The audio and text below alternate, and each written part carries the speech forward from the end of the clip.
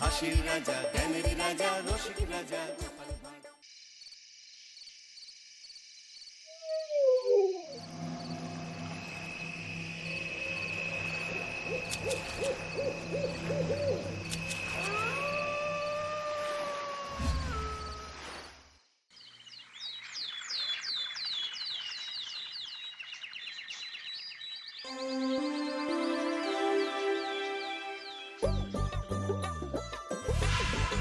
দূর দূর, হঠাৎ করে কেন যে এত চুল ঝরছে বুঝতেই পারছি না। কতদিন হয়ে গেল চুল ওঠা আর থামছেই না। না, এমন হতে থাকলে তো মাথায় টাক পড়ে যাবে। না না না, আজ রাজবৈদ্যের কাছে পরামর্শ নিতে হবে। কি ব্যাপার মহারাজ, আজ আপনাকে এমন চিন্তিত দেখাচ্ছে কেন? জীবনে বড় দুঃখ গোপাল, মন মেজাজ একদম ভালো নেই। সে কি কি হয়েছে মহারাজ? গোপাল থাকতে দুঃখ কিসের? আর বলো না, মাথার চুলগুলো আজকাল ঝড়ে পড়া পাতার মতো পটপট করে ঝরে যাচ্ছে। আমি তো জানি কেন এমন হচ্ছে, কিন্তু এখনই মুখ খুললে চলবে না। আর একটু বেশি বিপদ বাড়লে তখন মাঠে নামবো। তাই বলুন। এ তো খুব ছোট ব্যাপার। চুল ঝরলে টাক পড়বে, আর সেটা পড়া কত ভালো জানেন? কথায় আছে, যত বড় টাক তত বেশি টাকা। তুমি চুপ করো তো বাপু। যদি টাক থাকলেই টাকা হতো, তাহলে তোমার টাকা কোথায়? যেটা বোঝো না সেটা নিয়ে কথা বলো না। তাই না তাই, মহারাজের ঝরছে চুল, চিন্তার ভাঁজ মাথায়। গোপাল যতই চেষ্টা করুক, চিড়ে ভিজবে না কথায়। তোমরা সকলে থামো তো দেখি। ও রাজবৈদ্য, তুমি এর কিছু উপায় বলো। আগে মহারাজ, অনেক সময় দেহে ওই লৌহের পরিমাণ কমে গেলে এমন চুল ঝরে। আপনি বরং পালং শাক, ওই কিশমিশ, কলা ও আরো কিছু ফল আমি বলে দিচ্ছি, সেগুলো বেশি করে খান। আচ্ছা আচ্ছা আচ্ছা, তবে তাই করে দেখি।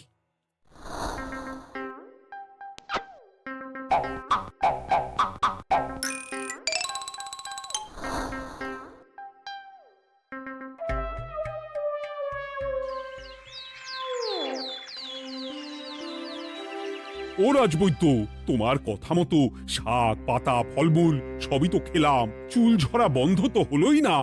তো জানতামই এমন হবে। কিন্তু মহারাজ, এমনটা তো হওয়ার কথা নয়। কিন্তু হচ্ছে তো। আরে আমার সাধে চুল, কোথায় চলে গেলি সব? এর জন্য তুমি দায়ী। তুমি এর জন্য শাস্তি পাবে বৈদ্য। আমাকে আমাকে ক্ষমা করে দিন মহারাজ। এমনটা হবে এ তো আমি ভাবতেই পারিনি। কিছু মনে করবেন না মহারাজ, ছোট মুখে বড় কথা বলছি। কিন্তু সত্যি এখানে রাজবৈদ্যর কোনো দোষ নেই। ওকে শাস্তি দেওয়াটা ঠিক হবে না মহারাজ। দেখেছেন মহারাজ, গোপালের সাহসটা দেখেছেন? আপনার মুখের উপর কথা বলছে। তা বলি, তুমি যখন এতই বোঝো, তাহলে নিজেই একটা আস্ত লোহা খেয়ে দেখো না, তোমার মাথায় চুল গজাচ্ছে কিনা। ঠিকই আছে, এসব মূর্খের মতো কথা কেবল আপনার থেকেই আশা করা যায় মন্ত্রী মশাই। মহারাজ, আপনি বিচক্ষণ মানুষ। আমার শুধু অনুরোধ, আরেকবার ভেবে দেখবেন। ঠিক আছে, রাজবৈদ্যকে আমি শাস্তি দেব না, কিন্তু সকলের জন্য আমার একটা ঘোষণা আছে। কি ঘোষণা? আমার এই কঠিন সমস্যা যে দূর করে দিতে পারবে, তাকে আমি বিশেষ পুরস্কারে ভূষিত করব। এই তো পেয়েছি। এই সুযোগ কোনোভাবেই হাতছাড়া করা চলবে না। এবারের সমস্যাটা সত্যি বেশ কঠিন। কি করলে যে মহারাজের চুল পড়া বন্ধ হবে সেই উপায় মাথাতেই আসছে না। হঠাৎ করে কেন যে এমন হলো কে জানে।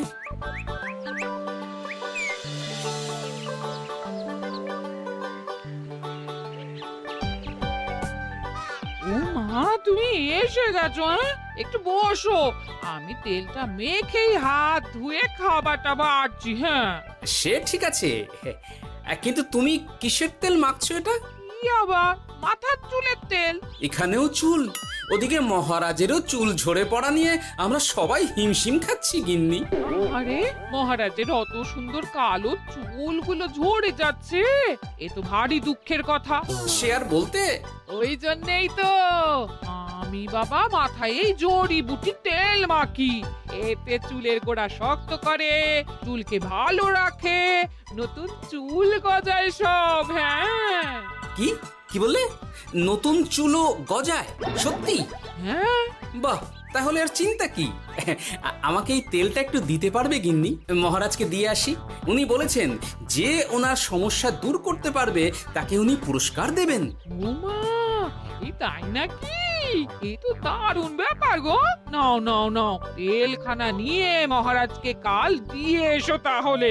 আর জানিয়ে দিও, দিনে 2 বার কিন্তু তেল মাখতেই হবে। হ্যাঁ, আচ্ছা, ঠিক আছে।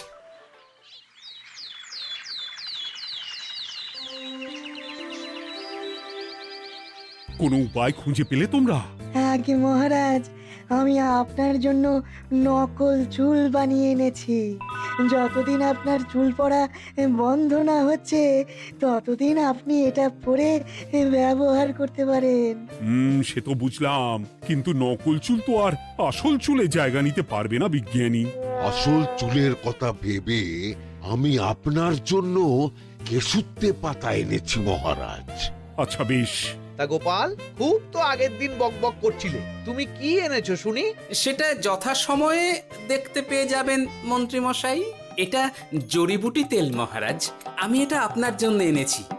এতে নতুন চুল গজায় আর চুলের স্বাস্থ্যও ভালো হয়। আমার গিন্নিও ব্যবহার করে এটি, তবে দিনে 2 বার করে মাখতে হবে, তাহলেই ভালো ফল পাবেন মহারাজ। বাবা, তাহলে তুমি কেন মাখো না? আচ্ছা, আপনার সমস্যাটা ঠিক কোথায় বলুন তো মন্ত্রী মশাই? মহারাজের জন্য কিছু আনলেও কথা শোনান, না আনলেও কথা শোনান। সত্যি তো মন্ত্রী, কেন তুমি সব সময় গোপালের পিছনে পড়ে থাকো বলো তো? এরা তো তাও সবাই কিছু না কিছু আমার কথা চিন্তা করে এনেছে, তুমি তো সেটাও করনি। না, আসলে মহারাজ, আমিও ভাবছিলাম আপনার কথা, কিন্তু থাক, বুঝেছি। আহ, দারুণ। তেলের গন্ধটাও খুব সুন্দর। গোপাল, তোমায় অনেক ধন্যবাদ। আশা করছি ব্যবহার করলে খুব ভালো ফল দেবে। একদম দেবেই মহারাজ। দূর বাবা, ভেবেছিলাম এক, হলো আর এক।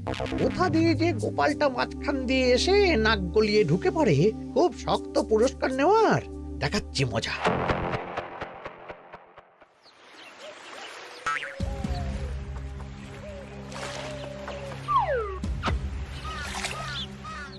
এবারে গোপালের তেল দিয়েই সব কিছু তোলপাড় করব।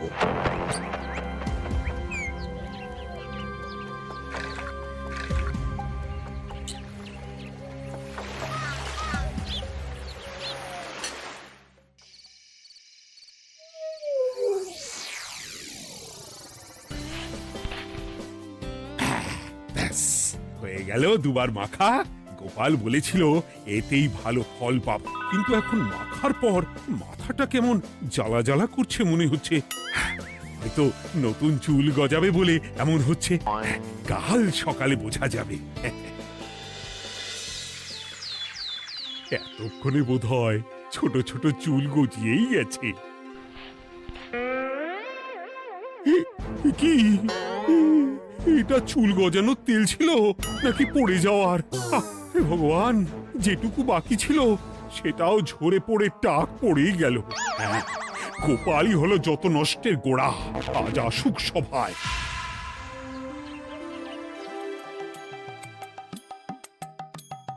এই যে এখন এলেন উনি। ও কি মহারাজ, আপনি এমন কাপড় মাথায় জড়িয়ে বসে আছেন কেন? তুমি আর এমন প্রশ্ন জিজ্ঞাসা করো না গোপাল, তোমার দয়াতেই মহারাজের এমন অবস্থা। মানে? মানেটা আমি তোমায় দেখাচ্ছি, দাঁড়াও। এই যে গোপালের দেওয়া তেল মেখেই আমার এমন হয়েছে, আর তার জন্য আমি তোমাকে কোনোদিনও ক্ষমা করব না গোপাল। বিশ্বাস করুন মহারাজ, আমার গিন্নিও মাখে এই তেল, কিন্তু এমন কিছু তো এখনো পর্যন্ত ঘটেনি। আমি আর কিচ্ছু শুনতে চাই না। আমার মাথা ভর্তি চুল আমি ফেরত চাই।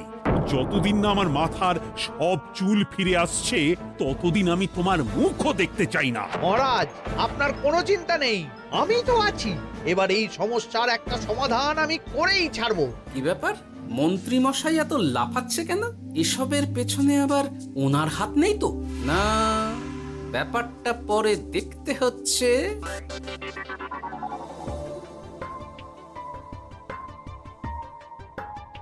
আমি বলি কি মহারাজ, এই সময়টা বরং আপনি নকল চুলটা মানে মানে পরচুলা ব্যবহার করুন। হ্যাঁ, অগত্যা কিছু তো একটা গন্ডগোল আছেই। গিন্নিও তো রোজ মাথায় তেল মাখে, কই এমন তো হয় না। মন্ত্রী যদি কিছু করেও থাকে তাহলেও হাতে নাতে ধরবো কিভাবে? ও কি গো গোপাল দাদু, এখন এই সময় তুমি রাজসভা ছেড়ে এখানে? তোদের দাদু আর রাজসভায় যাবে না রে? কি বলছো গো? কেন? আর কেন, বিনা দোষে এমন শাস্তি। তোমায় শাস্তি দিয়েছে? তুমি শুধু বলো কে তোমার সাথে কি করেছে, বাকিটা আমরা বুঝে নিচ্ছি। আচ্ছা বলছি, কৃষ্ণনগরের মন্ত্রী মশাইয়ের বাড়িটা কোন দিকে একটু বলতে পারবেন? কৃষ্ণনগরে নতুন নাকি? আগে তো আপনাকে কখনো দেখেছি বলে মনে পড়ছে না।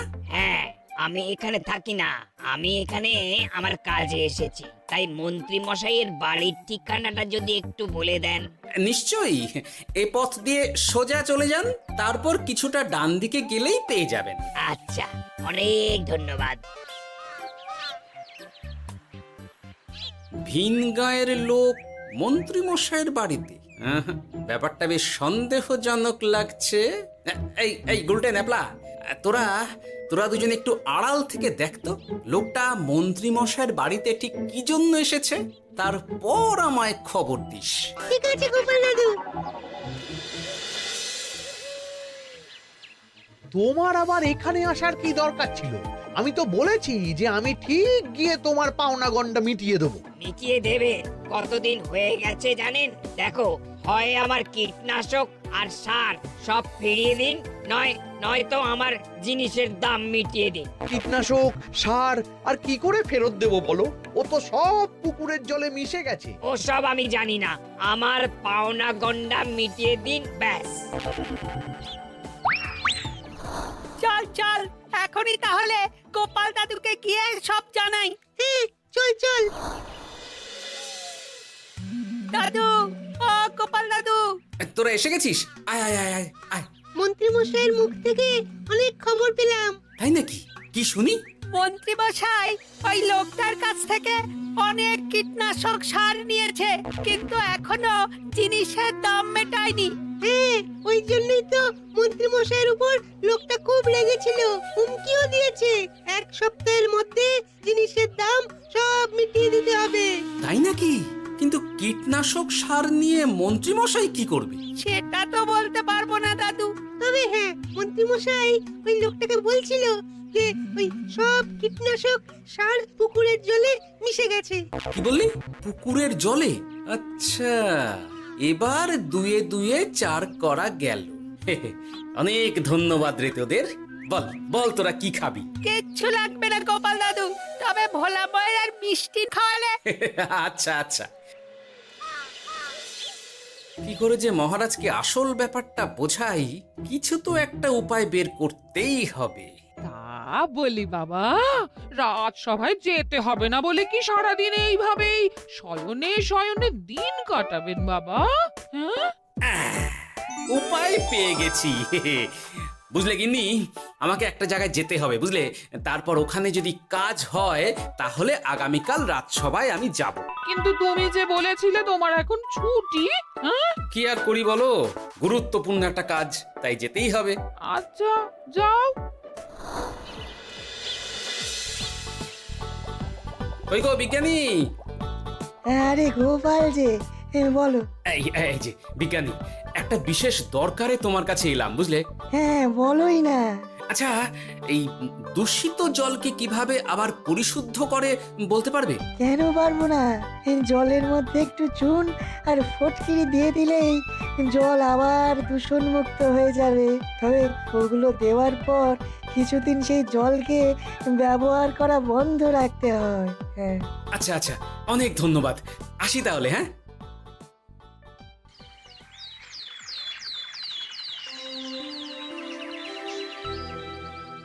ছায়া পড়েছে, ছায়া পড়েছে। আমি বেশ বুঝতে পারছি তার ছায়া পড়েছে এখানে। কার ছায়া পড়েছে? আজকাল তোর মাথা থেকে অনেক চুল ঝরে পড়ছে, তাই না?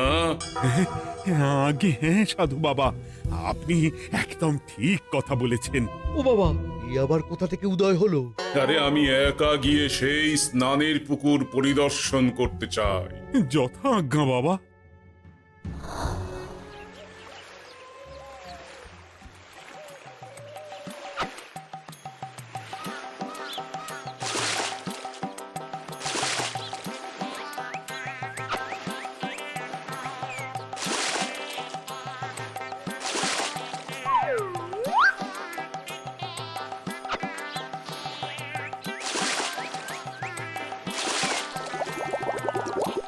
যাক বাবা, মোটামুটি সপ্তাহখানেক এভাবে থাকলেই পুকুরের জল আবার আগের মতো পরিষ্কার হয়ে যাবে। এবার শুধু মহারাজকে একটু বুঝিয়ে বললেই হয়ে যাবে।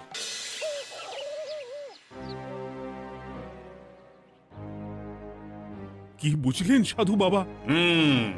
আমার অনুমানটাই ঠিক ছিল। পুকুরের জলে কালো ছায়া পড়েছে, কুদৃষ্টি পড়েছে, তাই এমন হচ্ছে। সে কি? কি কালো ছায়া? যত সব বাজে কথা। জল দূষণ করলাম আমি, আর দোষ পড়ছে কালো ছায়ার উপর। তাহলে এখন কি হবে? চিন্তার কোনো কারণ নেই। আমি মন্ত্রপুত ভস্য ছড়িয়ে দিয়েছি।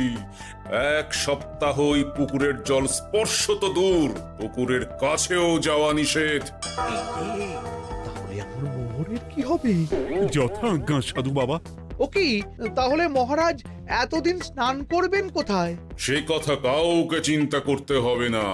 মহারাজের ওপরে কালো ছায়া পড়া জল পড়েছে, তাই আগে সেটা শোধন করতে হবে। আমাকে তাহলে কি করতে হবে সাধু বাবা? আমার শিষ্য গোপাল আমাকে আগেই এই বিষয় জানিয়েছিল। আমি তার হাত দিয়েই তোর স্নানের জল পাঠিয়ে দেব। তাই আগামী 1 সপ্তাহ সেই জল দিয়েই তোকে স্নান করতে হবে। কি গোপাল? দেখছো তো মন্ত্রী, গোপাল আমাকে কত ভালোবাসে। আমি ওকে কত কথা শোনালাম, কিন্তু না না না না, কাল থেকেই আমি আবার গোপালকে রাজসভায় ডেকে আনবো। আমি আসছি, আমার কাজ হয়ে গেছে। আর হ্যাঁ, তোর স্নানের পুকুরের চারিদিকে প্রহরীর বন্দোবস্ত কর। কাক পক্ষীও যেন ওখানে প্রবেশ করতে না পারে। আচ্ছা বাবা, আচ্ছা।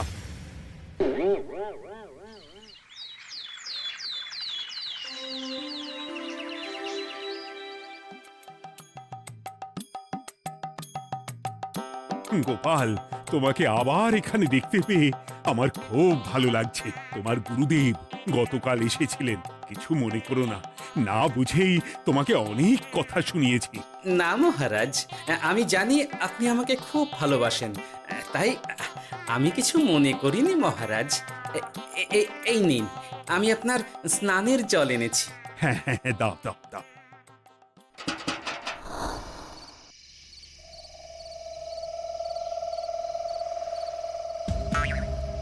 ও বাবা, পুকুরের কাছে যে গিয়ে দেখবো সে উপায় নেই।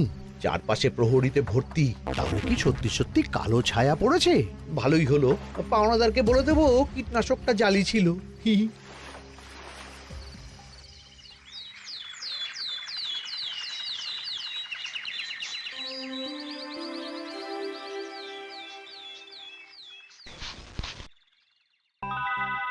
এই তো আমার সেই পুরনো কালো চুলগুলো আবার ফিরে এসেছে। আহা, কি যে আনন্দ হচ্ছে দেখে। আজ 1 সপ্তাহ সম্পূর্ণ হলো। গোপালের জন্য আমার স্নানের পুকুর থেকে কালো ছায়া দূর হয়েছে। আমাকে এই সমস্যা থেকে দূর করার জন্য আমি গোপালকে 100টি মোহর উপহার দিতে চাই। ধন্যবাদ মহারাজ। দূর, আমার আর ভালো লাগে না। সব সময় গোপালই মোহর পায়, এটা তো আমার পাওয়ার কথা ছিল। এদিকে আজকে পাওনাদারও আসবে।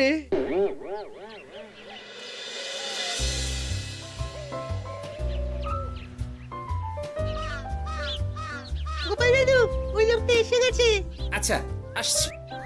এটা তো মন্ত্রীর বাড়ির দিকে রাস্তা। আমরা তাহলে ওদিকে এদিকে কেন যাচ্ছি গোপাল?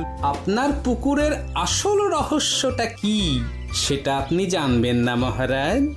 মানে নিজের চোখেই দেখুন, তাহলে বুঝতে পারবেন।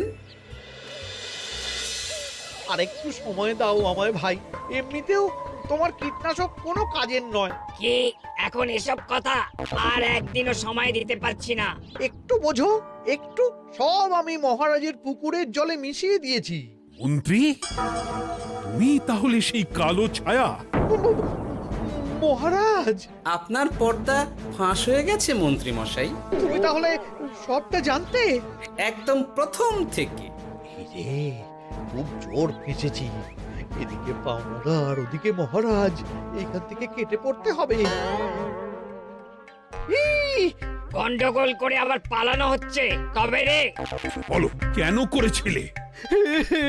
মহারাজ, আমি ভেবেছিলাম আপনার সব চুল উঠে গেলে আমি আপনার কাছ থেকে চুল গজানোর ওষুধ দেওয়ার নামে অনেক টাকা লুটবো। কিন্তু সেই ভাবনা ভাবনাই থেকে গেল, সেগুড়ে যে বালি হয়ে গেল। ভাবা যায় চুলের জন্য চুলোচুলি, হ্যাঁ? হাসির রাজা জ্ঞানের রাজা রসিক রাজা গোপাল ভাঁড়।